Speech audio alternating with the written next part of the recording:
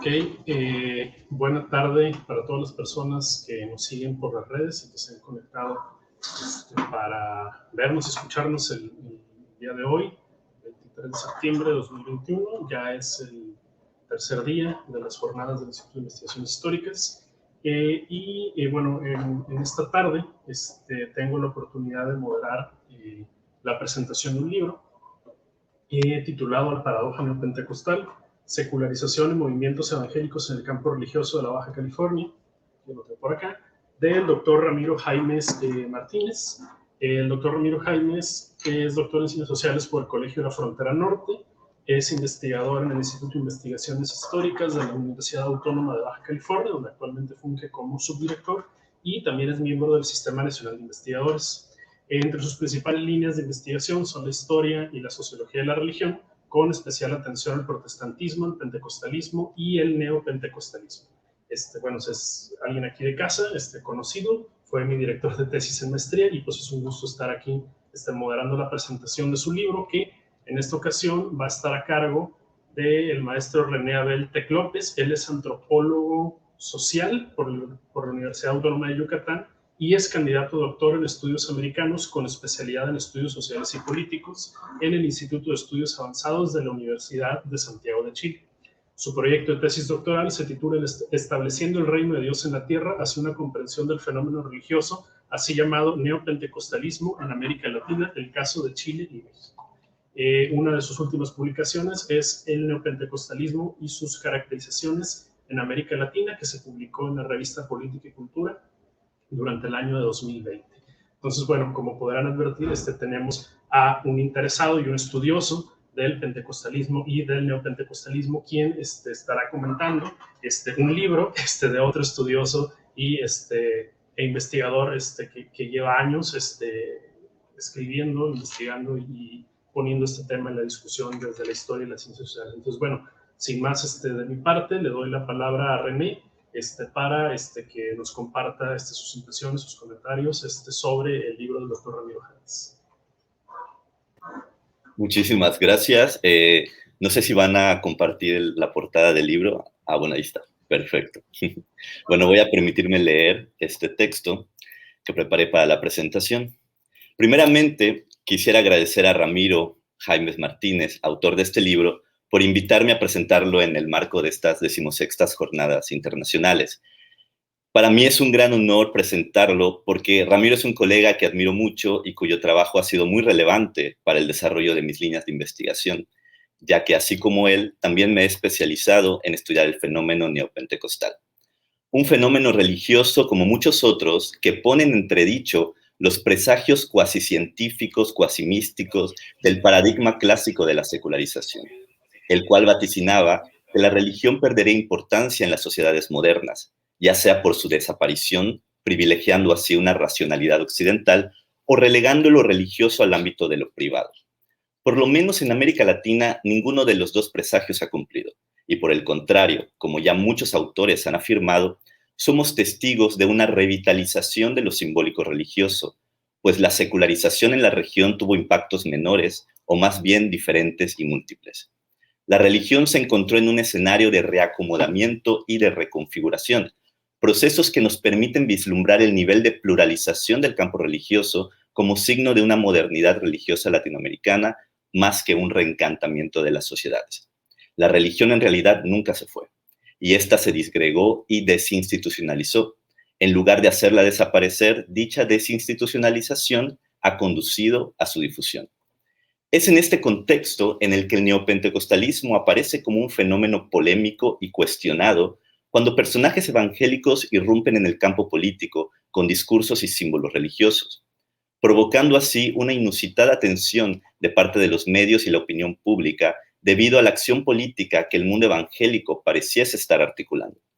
En este sentido, el neopentecostalismo, por ser un fenómeno complejo y difuso, como menciona el mismo autor, también es incomprendido por la sociedad y en parte por la falta de consenso entre los académicos en cuanto a su definición y por los estigmas que se han construido a su alrededor.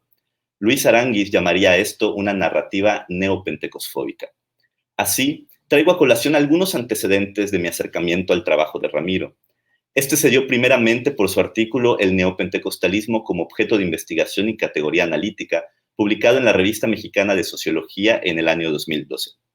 Cabe decir que es uno de los textos más citados a nivel Latinoamérica en lo que respecta a los estudios sobre este fenómeno, y cuyas tesis principales las encontramos también en el libro.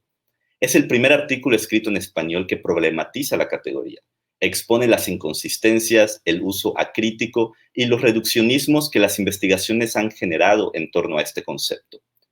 Por ello, fue sumamente enriquecedor haberme topado con este texto cuando llevé a cabo la investigación para mi tesis de licenciatura, en la que trabajé el fenómeno neopentecostal en Almolonga, un municipio maya quiché del departamento de Quetzaltenango en Guatemala, en el que los templos evangélicos han adquirido prácticas y discursos asociados a lo que se entiende generalmente por neopentecostalismo.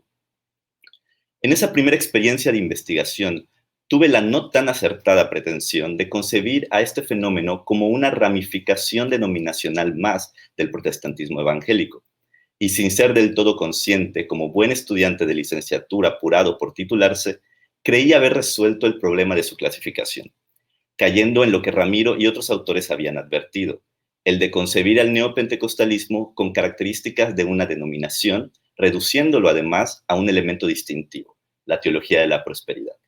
Incluso, cuando presenté este trabajo en el encuentro de la red de investigadores del fenómeno religioso en la ciudad de Mérida, por ahí del año 2015, defendí esta postura sobre la teología de la prosperidad como el elemento que nos permite distinguir al neopentecostalismo por sobre otras variantes evangélicas. ¿Qué tan equivocado estaba en ese tiempo? Mi reflexión evidentemente reflejaba la falta de experiencia y la superficialidad teórica sobre el tema. No quisiera echar la culpa a nadie, pero me había dejado seducir por las lecturas ligeras que realicé de los trabajos de otros autores, sobre todo de la academia brasileña, llámese los textos de Ricardo Mariano, Paul Freston o Leonildo Silveira. En esas primeras lecturas, ignoré que el contexto que observaban estos autores en Brasil distaba en gran medida de lo que pasaba en otras regiones latinoamericanas, sobre todo en las hispanas, en las que las prácticas religiosas no tenían tanto que ver con el modelo que se expresaba a través de la Iglesia Universal del Reino de Dios, el paradigma neopentecostal brasileño por antonomasia. A esto habría que sumarle las investigaciones que consulté en las que constantemente se definía al neopentecostalismo desde lo trabajado por los autores brasileños, sin siquiera esclarecer que tales definiciones habían sido construidas observando un contexto muy particular, el de Brasil. Todo esto Ramiro Jaimes lo expone en su libro como uno de los mayores obstáculos que presenta el uso de la categoría de neopentecostalismo. No obstante, los discursos sobre la prosperidad son una de las innovaciones teológicas más visibles de una nueva generación de cristianos evangélicos que con gran entusiasmo religioso han difundido y por ello se han erigido las llamadas megaiglesias. Por mencionar algunas, tenemos a la misma Iglesia Universal, con el Templo de Salomón inaugurado en el 2013 en Sao Paulo, la Iglesia de Benecer en Honduras, Casa de Dios, La Frater y el Shaddai en Guatemala, Rey de Reyes en Argentina, Misión Carismática Internacional y Centro Mundial de Avivamiento en Colombia, entre otras asentadas en la región. Ante este desfile de fastuosidad, fue sencillo para mí articular una conceptualización del neopentecostalismo asociado a esta tendencia, con la teología de la prosperidad y el libre crecimiento como las características principales. Empero, tuvieron que pasar algunos años para comenzar a desmantelar esta primera aproximación. Al elaborar mi proyecto de investigación doctoral, en el que nuevamente decidí abordar el fenómeno neopentecostal, pero ahora en dos grandes urbes, Ciudad de México y Santiago de Chile, cuyo contexto resultaba ser más difuso que en otros países, y el hecho de trazar un recorrido del movimiento neopentecostal resultaba también mucho más complicado. De ahí que la propuesta conceptual de Ramiro Jaimes sobre el neopentecostalismo difuso adquiere importancia para repensar el fenómeno y las categorías que nos permiten mirar las recomposiciones del campo evangélico. De esta manera, la publicación de este libro, La paradoja neopentecostal, secularización y movimientos evangélicos en el campo religioso de la Baja California, llega en un momento sumamente oportuno, contribuyendo no solo a la discusión sobre la presencia de los evangélicos en el espacio público y político, sino también al esclarecimiento de las propuestas conceptuales para un mayor entendimiento de la reconfiguración de lo religioso en América Latina. Y creo más importante es que nos permite mirar más allá de lo institucional, aunque el autor analiza esta dimensión a profundidad, porque se sumerge en las transformaciones internas de una congregación para comprender estos procesos a partir de la visión de los sujetos. En medio de una producción académica sobre el neopentecostalismo latinoamericano bastante escasa, la paradoja neopentecostal se convierte en ya un clásico para los estudios sobre estas nuevas generaciones de evangélicos llamados neopentecostales, uniéndose a la lista de obras importantes como las de Leonildo Silveira Campos del año 2000, Teatro, Templo, Mercado, Comunicación y Marketing de los Nuevos Pentecostales en América Latina, Joaquín Algranti del año 2010, Política y Religión en los Márgenes, Nuevas Formas de Participación Social en las Megiglesias Evangélicas en la Argentina, Álvaro Cepeda Van Houten del 2010 también, Neopentecostalismo y Política, el caso colombiano, y el Diccionario de Religiones en América Latina, editado por Roberto Blancarte, la que se incluye un capítulo sobre el neopentecostalismo a cargo de Ari Pedro Oro. Podríamos considerar entonces que La paradoja neopentecostal es tal vez el primer libro en México que aborda el fenómeno neopentecostal como su objeto de estudio. El hecho de que esta investigación se centre en Baja California, México, específicamente en la ciudad de Tijuana, aporta una reflexión aún más novedosa en cuanto al contexto geográfico y sociocultural, pues dista de las metrópolis comúnmente estudiadas, como Bogotá, Buenos Aires, Sao Paulo, Río de Janeiro o Ciudad de México. Además, el carácter fronterizo llega a ser un elemento que le brinda mayor nivel de complejidad, escenarios esenciales para matizar y comprender un fenómeno global que necesita ser comparado entre distintos contextos geográficos, sociales, culturales, históricos y políticos. Tendencia que está agarrando fuerza con las distintas redes de investigadores y revistas académicas especializadas en América Latina, así como las publicaciones de libros como Sociología del Pentecostalismo, coordinado por Mariela Mosqueira y Miguel Mancilla. Si el neopentecostalismo, se pregunta el autor, fue asociado a los sectores pobres de la sociedad latinoamericana, ¿cómo explicamos el mayor interés de sectores medios y medios altos por las prácticas de iglesias consideradas marginales, cuyo entusiasmo ha sido calificado como fanatismo, iletrado y antihigiénico? En este sentido, el autor intenta esclarecer si en verdad puede considerarse el neopentecostalismo como una derivación del pentecostalismo, por lo que busca un acercamiento con el mayor detalle posible sobre este fenómeno como una expresión del cambio religioso, analizando sus rasgos distintivos y los factores más importantes para su expansión en el campo religioso tijuanense. Esta pretensión la lleva a cabo principalmente a través del estudio de caso de la Iglesia Evangélica San Pablo en Tijuana, considerada neopentecostal. Y de esta forma desarrolla todo el contenido de su libro dividido en 4 capítulos, de los cuales hablé de forma muy amplia. En el capítulo 1, como ya se ha mencionado, hace un profundo análisis de la secularización como recurso heurístico y como paradigma. Expone los alcances y límites de este concepto como cuerpo teórico y en su paso no solo cuestiona este término, sino también otros como el de protestantismo histórico, el de campo religioso y el mismo neopentecostalismo. También hace énfasis en una metodología que incorpore la dimensión temporal y territorial al análisis, así como la dimensión institucional y la perspectiva de los sujetos, un equilibrio necesario que nos permite dibujar un panorama más amplio sobre los procesos de transformación y mutación del campo evangélico. En el capítulo 2 discute 2 cuestiones relevantes: las categorías neopentecostalismo, pentecostalismo y carismáticos, ya que suelen confundirse o se utilizan como sinónimos sin distinción ni especificidad.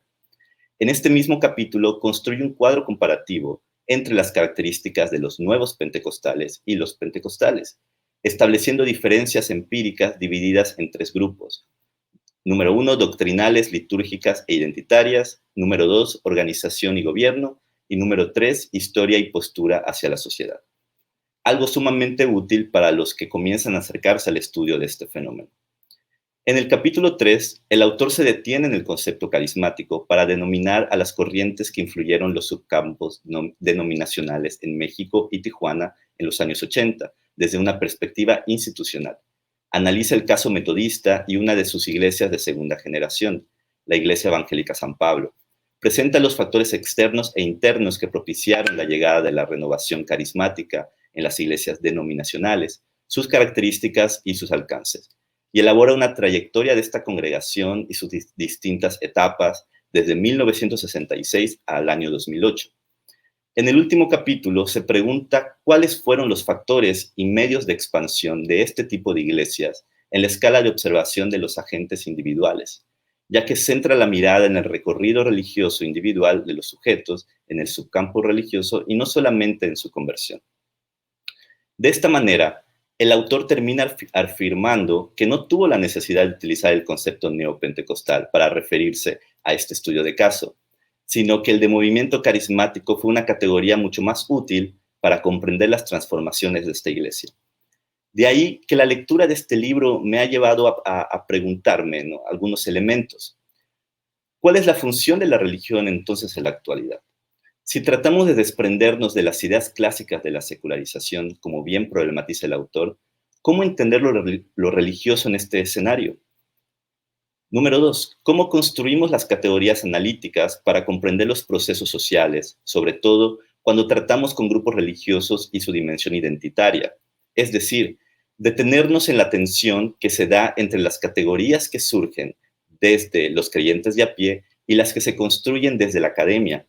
¿Cómo nos hacemos cargo de la violencia simbólica que se ejerce desde las filas academicistas al nombrar, por ejemplo, neopentecostales, agrupaciones e individuos que no se asumen como tal?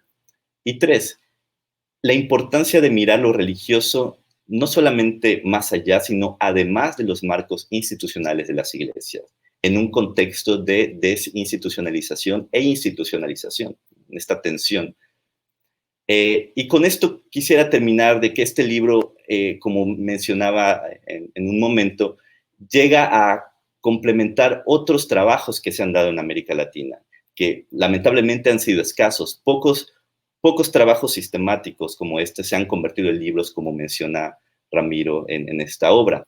Y creo que es importante que sigamos abordando y cuestionando conceptos como el neopentecostalismo, que de alguna manera se han utilizado como comodín, ¿no?, para referirnos a múltiples corrientes, a múltiples movimientos, a prácticas que podemos encontrar en distintas comunidades eclesiales. Y este libro aporta esa discusión, aporta a mirar el fenómeno también en otros latitudes, ¿no?, en otras coordenadas geográficas, distintas a los contextos que comúnmente se han manejado. Y quisiera terminar esta presentación con una cita del propio autor, donde define al neopentecostalismo, ¿no?, de esta forma: es un término que facilita la designación de una gran variedad de iglesias y movimientos religiosos, pero su legitimidad parece derivarse más del uso y popularidad en la comunidad de los estudios que de su capacidad heurística. Concluye el autor: no fue necesario recurrir a él en esta investigación. Muchas gracias. Muchas gracias, René, por compartir tus comentarios, que creo que es una lectura bien interesante la que tú logras, porque nos permite situar no solamente dentro del campo de estudios sobre el pentecostalismo, neopentecostalismo y el fenómeno religioso en México, sino a nivel latinoamericano, y en ese sentido, bueno, pues permite también dimensionar que la producción que tenemos por acá pues está teniendo interlocución en otros lugares. Entonces ahora le cedería la palabra al doctor Ramiro Haynes, en dado caso que tuviera algún comentario, alguna réplica, pues algo que añadir con respecto tanto al comentario de René como a la experiencia de la elaboración del libro y de su transformación de tesis doctoral en esta publicación, pues ya como libro que tenemos por acá. Muchas gracias. Un saludo a todos. Gracias, Pedro, a René. Pues muy honrado de que hayas aceptado participar en esta presentación. Yo conozco a René, alguna vez fue una RIFREM en Mérida y él era un estudiante que estaba terminando su tesis de licenciatura. Y me llamó mucho la atención el entusiasmo que él ponía en todo lo que estaba realizando dentro de la organización, porque era en su universidad, y también en las ponencias. La última vez que trabajamos fue en la RIFREM del año fue este año, de hecho, que se supone que tendría que ser en 2020, y él era el coordinador de la mesa en la que generalmente yo asisto. Y fue una experiencia muy interesante verlo ahora pues ya terminando su tesis doctoral. Mi intervención va a ser breve y solamente quisiera explicar el cambio de la tesis de maestría, de doctorado al libro. Se explica en el subtítulo es diferente. El subtítulo de la tesis de doctorado era una expresión del cambio religioso en la frontera. Y ahora lo he cambiado, bueno, lo cambié hace mucho tiempo, pero ha sido publicado como secularización y movimientos religiosos porque varias cosas que planteaba en la tesis también cambiaron. Y quisiera explicar precisamente el cambio de este subtítulo. Cuando subtitulé la tesis, no estaba muy seguro de cuál iba a ser. De hecho, me ayudó uno de los compañeros del instituto, que ahora ya se jubiló. Pero a la hora de convertirlo en libro, saqué todo lo que tenía que ver con la historia de los campos religiosos y solamente dejé, por así decirlo, las trayectorias de la iglesia y de los creyentes. Entonces, analizando precisamente la cuestión, después de cierto tiempo entre la tesis de 2007 a la publicación de este libro, pues pasó un buen rato. Yo envié este borrador más o menos en el 2015, la versión final. Entonces, pues pasaron más de 7 años. Y en ese tiempo cambié mi postura acerca de la secularización. Es decir, sí, tenemos que reformularla como herramienta de análisis, pero como proceso sí existe, pero no tenemos que verlo como un elemento fatalista, es decir, la secularización va a terminar con la religión, y eso es una idea muy popularizada. Casi no hay ningún foro en el que alguien se presente y no le pregunten, bueno, ¿y cuándo se va a desaparecer la religión? ¿Cuándo va por fin a dejar de molestar, por así decirlo, ¿no?, en el espacio público? Y la respuesta que tenemos es que no sabemos. Lo más seguro, si vemos toda la historia de la religión, pues es que no lo vamos a ver nunca desaparecer del espacio público. Pero no podemos saberlo.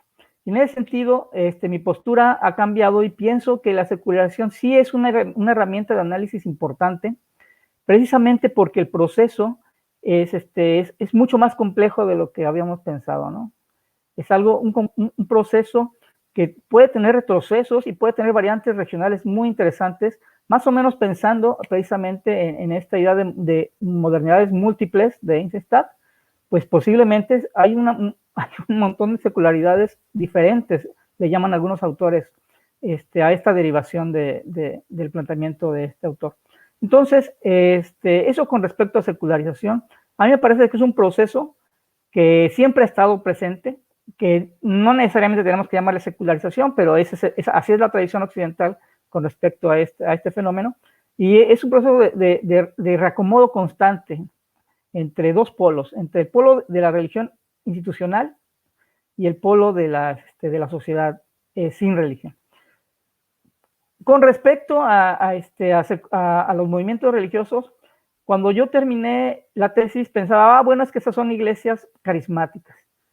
Pero después, analizando la situación, y sobre todo después del 2007, 2008, que la iglesia se divide, y comienzo a analizar cuáles son las dinámicas al interior de las dos grandes congregaciones que resultaron, pues yo creo que ya no hay movimiento carismático dentro de estas iglesias.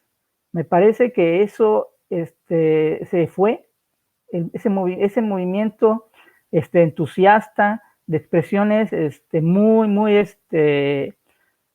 muy alegres, muy incontrolables, pues ha dado paso a un control del culto y a una rutinización del carisma, como decía Max Weber, que ha fortalecido los elementos institucionales de estas congregaciones. Entonces, a mí me parece que el movimiento carismático ya no está, que se ha cambiado, y debemos buscar precisamente en las dimensiones institucionales de organización, de historia, y también no podemos olvidar a las del ritual, a las de las creencias y prácticas, y tratar de encontrar elementos concretos dependiendo de la localidad, de la iglesia local y también de la localidad territorial, ¿no? Y social. Entonces, en ese sentido, como toda obra, pues nos sirve para ciertas cosas, nos plantea algunas preguntas y, por supuesto, todos no puedo decir equivocaciones, pero sí los malos entendidos, los problemas de redacción, pues son responsabilidad totalmente mía. Y agradezco sobre todo a estudiantes que han tomado estos textos y los están reinterpretando en formas que pues escapan a la capacidad y también a la imaginación del mismo autor. Y agradezco mucho a René, agradezco también a Pedro, que es uno de los que ya antes había comentado este trabajo.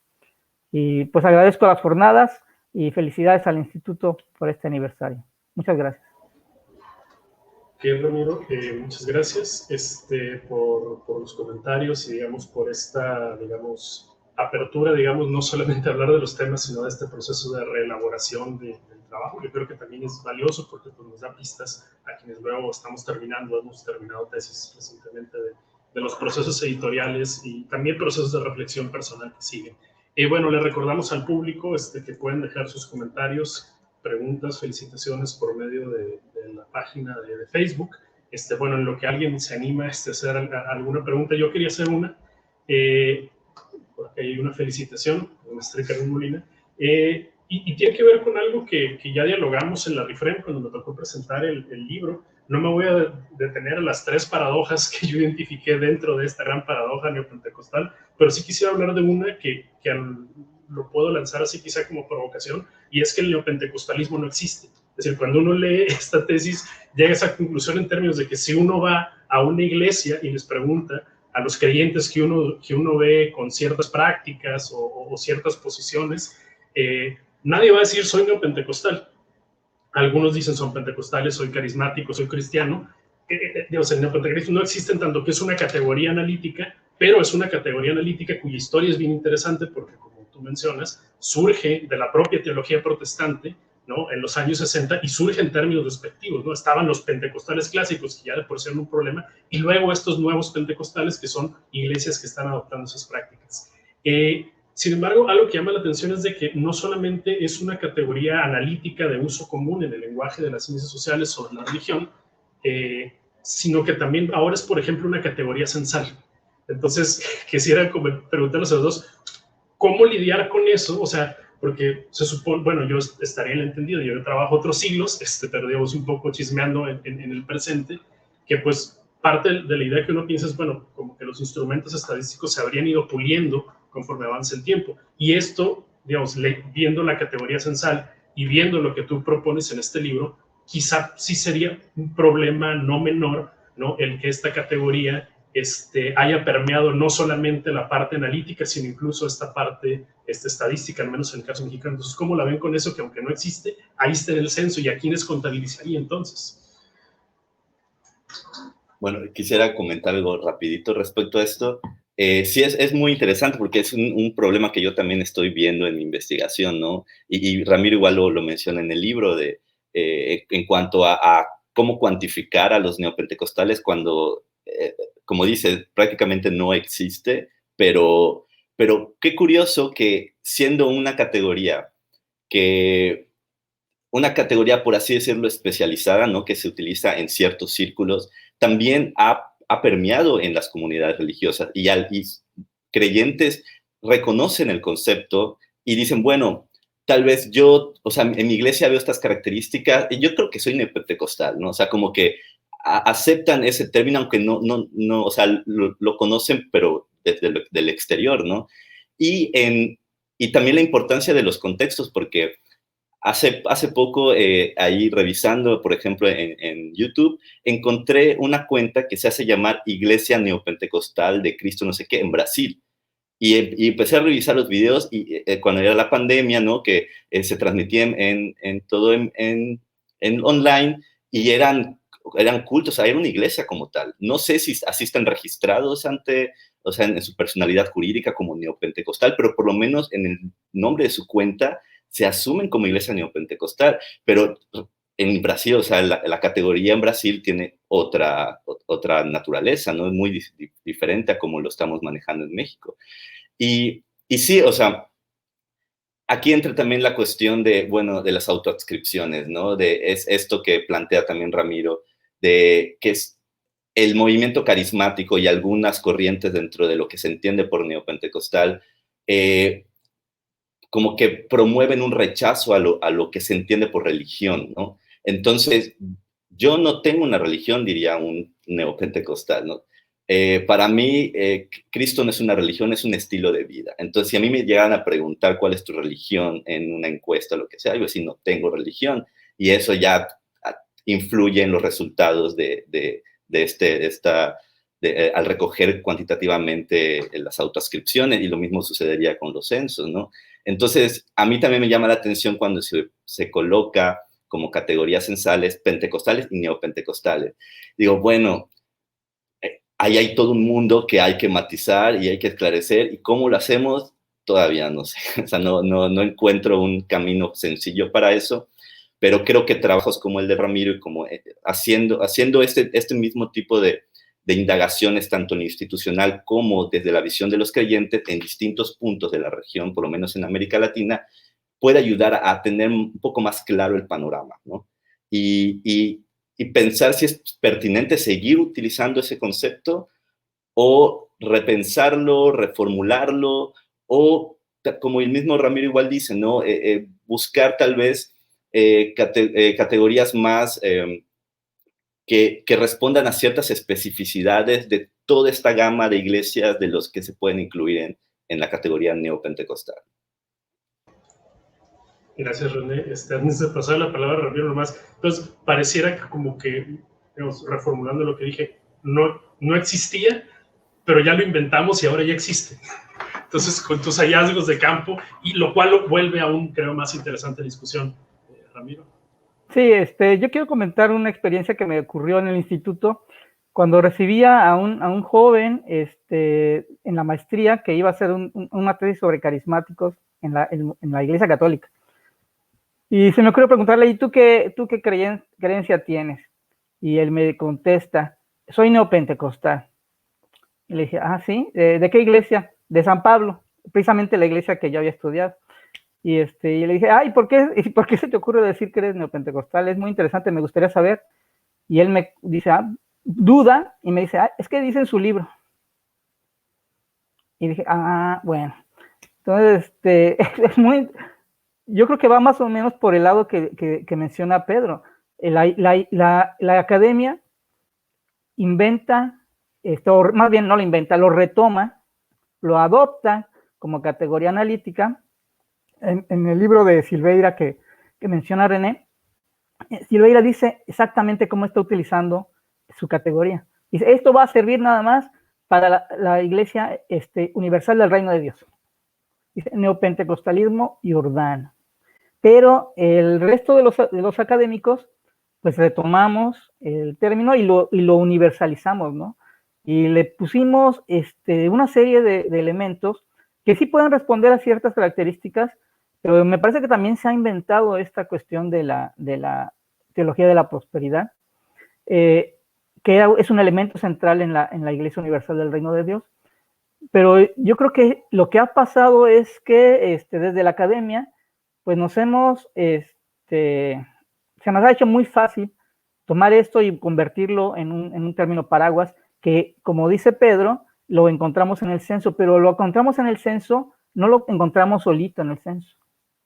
Como dice René, está pentecostales y neopentecostales, pero también este tipo de iglesias están en cristianos, no sé cómo se dice, sí, cristianos, que hay otras, parece que la idea es ir elaborando más subcategorías y estas otras evangélicas, es decir, lo podemos encontrar en tres subcategorías, pero si analizamos cuál de estas es la más fuerte, pues es otras evangélicas.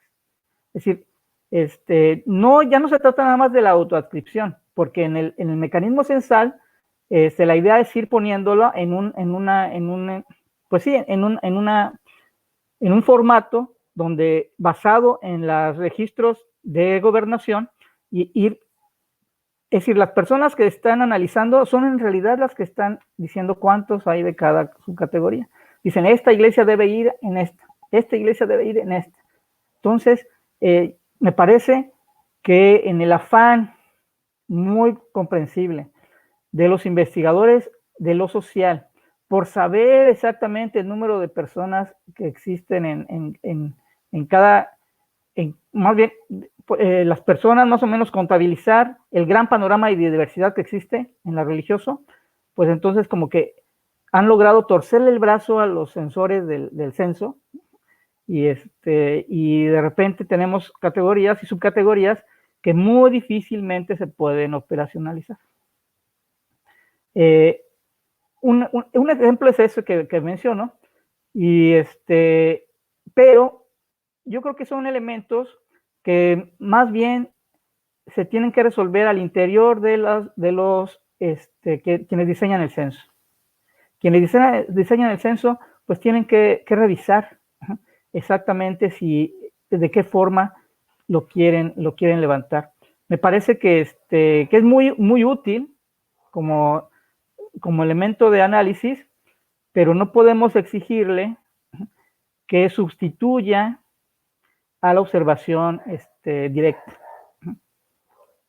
Me parece que esa es la tensión que existe en el censo. Ok, muchas gracias. Veo que acá en el chat hay puras felicitaciones. Me parece que no hay más preguntas.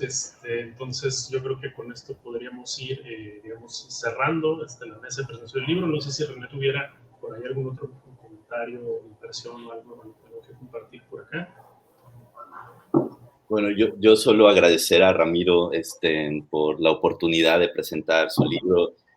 Su trabajo ha sido sumamente relevante para el mío. O sea, retomo mucho de lo que él ha planteado y, como él decía, también lo retomo y lo reformulo, ¿no? Con base en el contexto que yo abordo y los objetivos que me planteo. Entonces, simplemente sumamente agradecido por la oportunidad y pues ojalá que el libro se difunda como debe de difundirse. Bueno, hablando de eso, una última pregunta para Ramiro. ¿Dónde podemos conseguir el libro? También para dejárselo saber a la audiencia. Sí, está en la librería de la UABC. Lo pueden ver ustedes en la página de la librería, libreriauabc.com, y allí está el libro.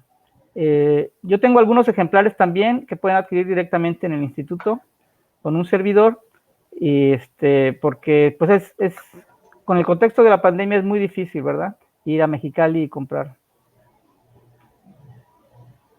Bueno, pues entonces, 5 minutos que le ganamos el tiempo, estaríamos cerrando esta mesa del día de hoy por la tarde.